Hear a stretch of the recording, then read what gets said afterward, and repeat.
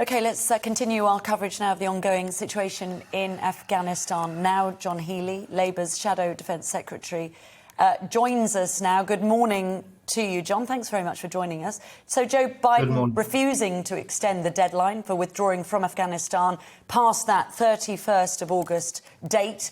What was your response to that? What was your reaction?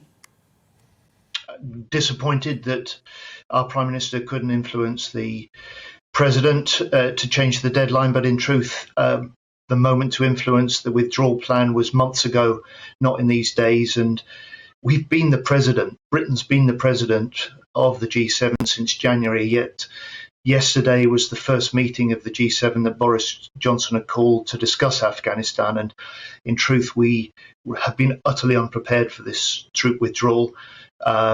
No evidence of putting in place what's been necessary and evident and is now desperately needed to continue aid, deal with the refugee crisis and make sure that we don't see Afghanistan slip back again into being a haven for terrorism directed against the West.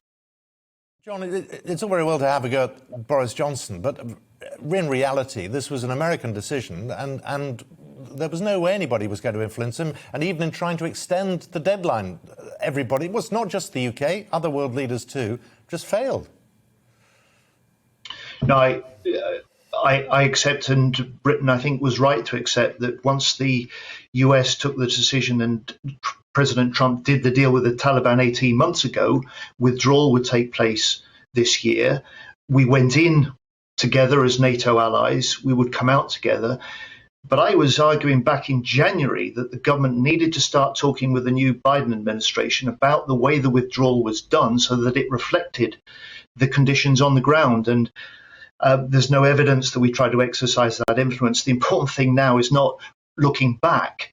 It's what we do now. And my thoughts are with those troops at Kabul airport doing the most desperately difficult, dangerous job to get as many people out of Afghanistan as possible before they're going to need to take the agonizing decision to close the gates. And the government and those troops and our diplomatic staff have Labour's full support for this mission. And as we know, that extension's not being given, it's not being granted. Biden's not having any of it. Boris Johnson obviously wanted that. Can we do this successfully, evacuate the people that need to be evacuated to safety and those that should be here? Can we do that in the time? No.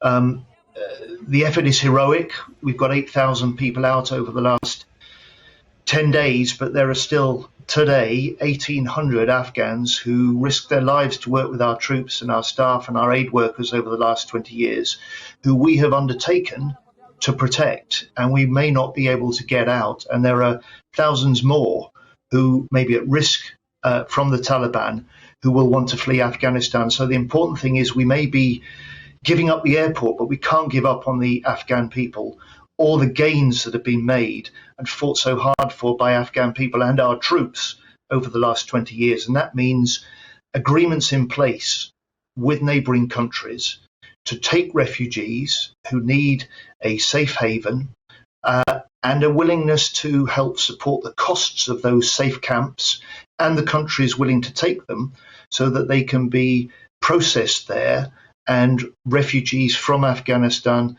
to Britain and to many other countries that have got to play a part in this big refugee crisis that we face now. Otherwise, we'll find that just as we did more than 20 years ago, the civil war, the crisis in Afghanistan, means refugees that come through Western Europe and to our shores in Britain too. How many do you think we should take in? I've always said, look, the scale of what we've got to be prepared to do must match the scale of the crisis. The scale of the crisis is unknown at the moment, but it will depend on effective leadership, work with other countries, which has been missing in recent months. That's why we've got to be able to set in place with some of those neighbouring countries, backed by other significant forces in the region like Russia, China, Pakistan, that simply don't want to see a refugee crisis or Afghanistan become racked with civil war again. We can do this. We've got to do it through the United Nations. We've got to use our position as one of just 5 members, permanent members of the Security Council, for a plan to have safe camps and havens in neighbouring countries, and for, through the United Nations, some of the richer countries like the G7 be willing to support those countries willing to take the refugees and support the costs of helping those refugees with food, medicines, shelter, while they can also be checked and processed for a life in the future beyond Afghanistan. Yeah, you're not saying take them in here, in the UK, though. You're saying sort them out elsewhere and we'll contribute to that. Don't we have a moral obligation?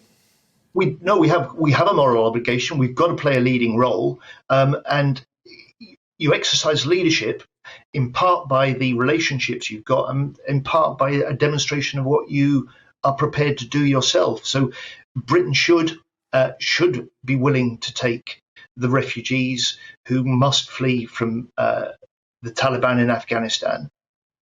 But part of the answer is exercising some influence and getting the agreement and cooperation of other countries to play a part as well. I think many countries like us will be willing to do that. But at the moment, within days, the only way out of Afghanistan through Kabul airport will be closed. We will be leaving people behind who we have a debt of honor to protect.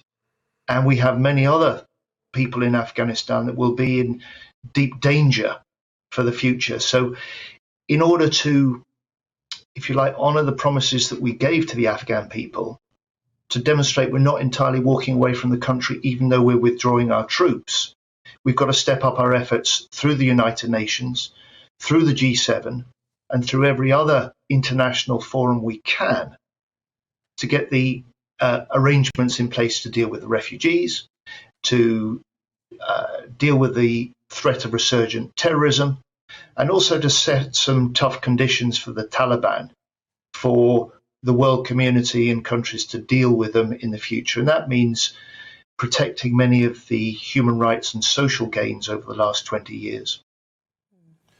John Healey, it's good of you to join us, Labour's Shadow Defence Secretary, live with us this morning.